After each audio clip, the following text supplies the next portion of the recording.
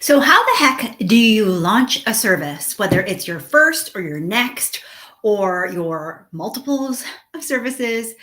That's what we're going to talk about today. So, there's three essential things that you need, and you're going to want to stick around until the very last one because it's the part that most people miss. If you're brand new to me, my name is Susan McVeigh. I'm a business sales strategist, and I help entrepreneurs just like you sell with more ease without the sleaze so that you can make more income, more impact while living your life of freedom and flexibility. So, chances are you're here because you are trying to figure out how to launch a service. Maybe right now you are about to launch, or you're in the midst of preparing for something to launch. And when I say launch, I'm going to use that term loosely. It just means that you're putting out a product or service into the market. Now, the vast majority of the clients that I work with tend to be experts. So, whether you're a coach, a consultant, a service provider, a graphic designer, a website person, something where you have a level of expertise, right? That you have some body of work, a body of knowledge that you provide to other people, and you are putting that into the world so that other people can take it, receive it, buy it, and use it. Okay. So it could be packaged as a product, but I'm not talking about all the ins and outs of like producing a good. Although, for the most part, we're going to keep this super high level. We're not going to get into the nitty gritty details of the tactics and the specifics of where to go and how to do this. That's not the point of this video. The point of this video today is to help you to understand that there's only three pieces that you need to take a look at. And then all the logistical parts are going to depend on your business model. Okay.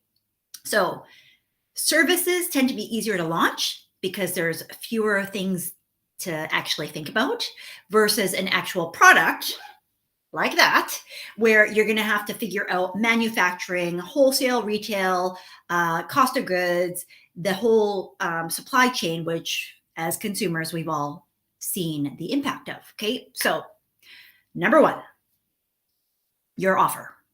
What the heck are you selling? Now, do not overcomplicate this, because too often what ends up happening is that you create a whole thing, right? You work out all the gritty details. You spend so much time producing the service or thinking about all the bells and whistles that you end up trying to sell something that nobody actually wants. Don't do that. Okay. So, first things first, I want you to evaluate your offer. And when I say offer, it is your service, whether it is a package or a done for you, done with you, a program, a course, whatever is the thing that you offer that creates value in the world. That's the question. What value can you give? But more importantly, what's the value that you give that people want to pay for? Okay, now here's the key word out of that. Can you guess what it is? What value can you give that people want to pay for? It's want. Okay, now you may have thought, well, in order to make money, I need to give value. Yes, you do.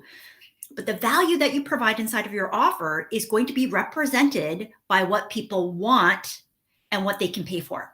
Okay, so you need to sell stuff if you're a business. Otherwise, you're going to go out of business. And at the end of the day, you have to decide what is it that you provide that is valuable enough that other people are going to see the value such that they pay for it. Okay. Now, oftentimes we get so stuck in our own muck of, imposter syndrome, or this comes so easily, and the entrepreneurial trap of, or the employee trap of, it takes X amount of time. And so it doesn't take me very long because it's easy. And as a result, I can't charge very much for this. Okay. That's fake news. Okay. That is a lie straight from the pits of hell. Because how many of us have gotten, a plumber, some kind of tradesperson, and really any kind of expert in the thing that they do that we don't do, right? I don't fix waterworks, but you can be sure that if I had a leak in my bathroom, which I have had, and I needed to get that fixed, toot sweet, that I would pay whatever I need to in order to get it fixed, right?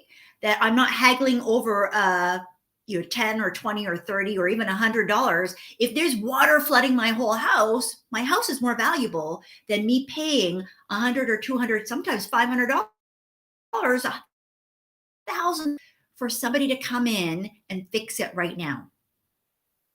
Okay. The value is going to be dependent upon number two, which is your traffic.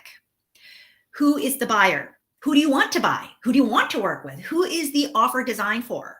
Go where they are, because this is not a field of dreams where you build it and they will come. Very few times does that work. Okay. Now, there are plenty of sources of where you can go in order to gain access to traffic. Here you are on YouTube or Facebook or Instagram or TikTok or Snapchat or wherever it is, LinkedIn, Twitter, your blog, wherever you go that other people are going to see and have access to you. If you're dealing with an in-person business, your Chamber of Commerce, your Business Improvement Association, your library, your coffee shop, your parent-teacher association, right? Like wherever it is that your people would be in order to look for your type of service. But sometimes you don't even need to go where they would be looking for you. You just need to go where they are. Okay. So traffic, just like when we're driving our cars, we're going to try and avoid the busy roads. As a business owner, you actually need to go where there's busy roads. You need to go where people are traveling, because that way you actually don't need to do a ton of extra work. Your biggest amount of work is finding where the busy intersections are. And so often we are avoiding those intersections. We're avoiding them. I don't know why, right? And we need to actually go to the party. Now, listen, I'm an introvert. I'm an extroverted introvert because I've had to learn how to be a people person in a very extroverted sort of world. So if you're an introvert and you're thinking, Susan, I can't do this. Yes, you can, because I'm not telling you to go to a party that has 100 people, even 10 people. You might be going someplace where there's 3, 4, 5 people. But if they're the right people that are willing to pay you the highest price point of whatever your offer is, because there's different levels, that's what I work with clients on, that you are able to capture their attention and you never have to feel like you're convincing anybody to buy. Because remember, number one, your offer has to demonstrate value that you give that people actually want to pay for. When people want to pay you, you don't ever have to feel like you are selling in a sleazy way. You don't have to feel like you're manipulating or convincing or persuading people to buy. I actually think that makes us feel uncomfortable, because asking for money is uncomfortable for most people, right? It makes you feel like you're in a different sort of position than the other person.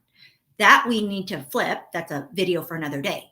But if you have an offer that's valuable, right? Because we've said it needs to demonstrate value. It needs to demonstrate enough value for people to want to pay you. And that's going to depend on who that person is. So that's depending on which road do you go, which road and which intersection are you on that your people are congregating at. Okay, that's your choice. But you have to have both. You have to have the offer, something to sell. And it doesn't even have to be your stuff, but for today's video, we're talking about your stuff. And number two, you have to have somebody willing to buy. You have to have traffic. You have to have some place where people are coming and coming and coming and coming, okay? Because you can imagine if you were to put up your storefront, because that's what you're doing, and you were to pick a road where nobody goes, at some point, you're not going to be in business for very long, right? Like just as a reality check for a traditional brick and mortar business. If we look at regular businesses that have had a lot of overhead and look to them for clues for what was successful, success breeds success. We do not have to recreate the wheel. So if we look at the best businesses on Main Street, the reason why they go to Main Street is because it's a main street. If your main clients are driving down Main Street, yes, there's more competition. Yes, there's more traffic. Yes, there's possibly it's going to cost more in terms of the time and attention and the effort and the energy and the money if you're advertising or not advertising, like all of these different components. Okay. So I share all of this because offer and traffic are extremely critical. Now, I shared at the very beginning of this video that you don't want to miss number three, which is the last piece. Because a lot of times we focus on, I have a great offer. I spend so much time packaging this and creating this, and I don't even know if people want it. And then you get disappointed because you've spent all of this time and effort, energy, and money sometimes, right? Producing this thing. And then all of a sudden, nobody's buying. Maybe it's because you don't have the right offer. And maybe it's because you don't have the right traffic. So if you have those two in place, right? So we're making some assumptions here that offer is good, traffic is good. Then the third part, which we cannot overlook, which a lot of people do, which is why they don't see sales. What is your sales process? What's your conversion mechanism or method? How do you want them to buy? So if you have the right offer and the right traffic and people are ready and they don't know how to buy, or it's really difficult, you've made it go from like something quick and easy to this long drawn out process, it's going to be very, very challenging, right? It's going to be very challenging. And so at the end of the day, how do you want people to move through and buy? And if you don't know, put yourself in the eyes and ears and the shoes of your buyer, right? We're all consumers. You all buy stuff. I guarantee it. If you just think about what did you consume today? How did it get into your house? You had to buy it somehow, right? And what was that experience like? So I literally just mapped out something for a friend who's about to launch. And I was like, this is fresh in my mind. Boom, and then you're going to do this part and easy peasy. And she's like, oh, this is exactly what I needed. This is super simple. And away she's off to the races. So if you can think about for yourself, right?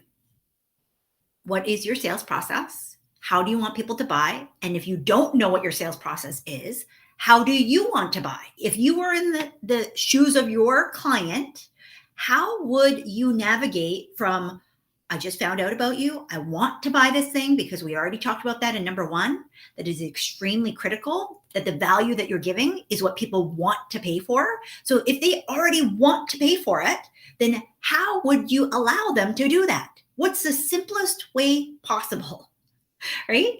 Now, I have sold in all kinds of ways. So if right now you're thinking, oh, I don't have this, I don't have that, you don't have to have all of those things. You don't even really need to have anything other than a PayPal link. If you can accept money somehow, that's literally all you need, right? But I want you to think for yourself, because I have put up a social media post and had somebody pay thousands of dollars. I have used an audio platform and had people pay thousands of dollars, hundreds of, like everything from $25 upwards. I have people take free offers all the way up, right? And so I'm sharing this because it works. It's proven. These are principles, tried and true. And that means that regardless of what the algorithm is doing, regardless of how you're feeling about your feelings, it doesn't matter. It all will work. The truth is, you just have to do the work.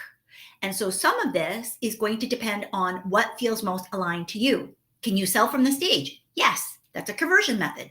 Can you use a webinar? Yes. Can you use free social media? Yes. Can you use live stream videos? Yes. Can you use pre-recorded videos? Yes. Can you use a blog post? Yes. Can you use a referral? Yes. Can you ask your friends? Network? Yes. Can you go to an event? Yes. Can you be a speaker? Yes. Can you put an offer inside of a book and become an author? Yes. Yes, yes, yes, yes, yes. Can you cold call? Yes. Can you send a cold DM? Yes. Can you send an email? Yes. All of the above. I have done all of the above. Okay.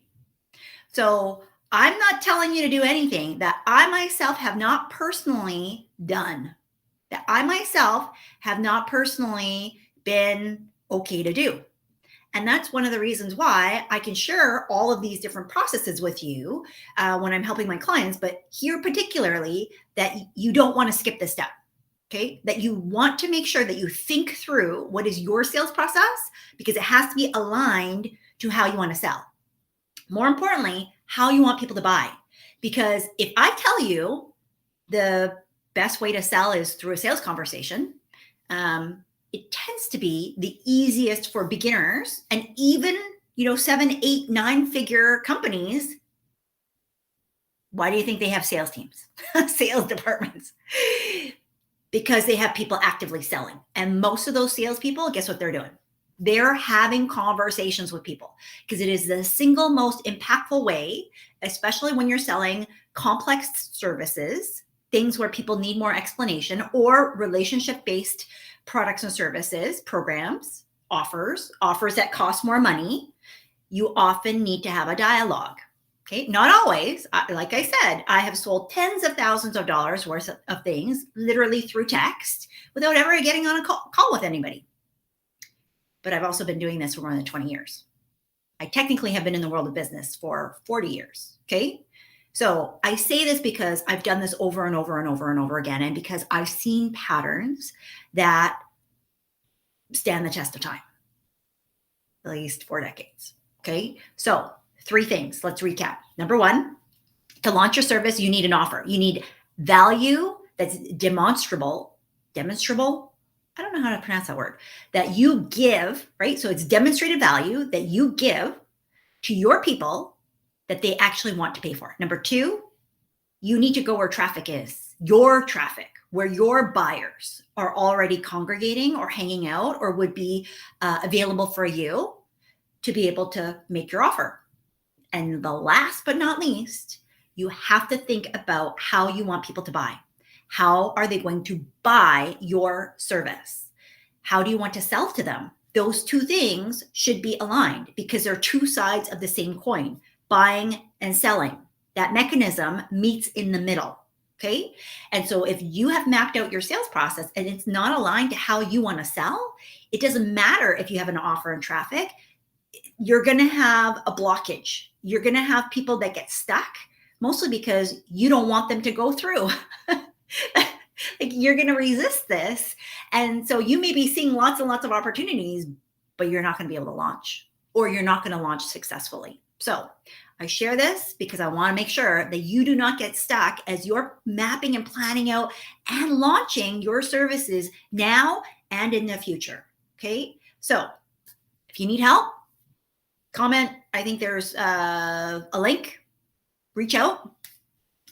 I will be back here tomorrow talking about yet another thing to help you move forward in your business, because we want action. Action takers get results. Okay.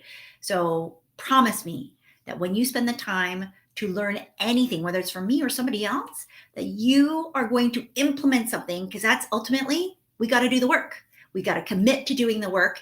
And when you do the work, you're going to notice where there's some of these areas, these gaps that you can close in order to continue moving forward. So with that, Susan McVey of SusanMcVey.com, super happy to have you here. And be sure to like, subscribe, comment, hit the bell on the notifications, and share this out so that this can help more people. Because I'm on a mission to help at least 1 million entrepreneurs build purpose-driven, impact-based businesses, and do so making a lot of money, making a lot of impact, and changing the world one human at a time.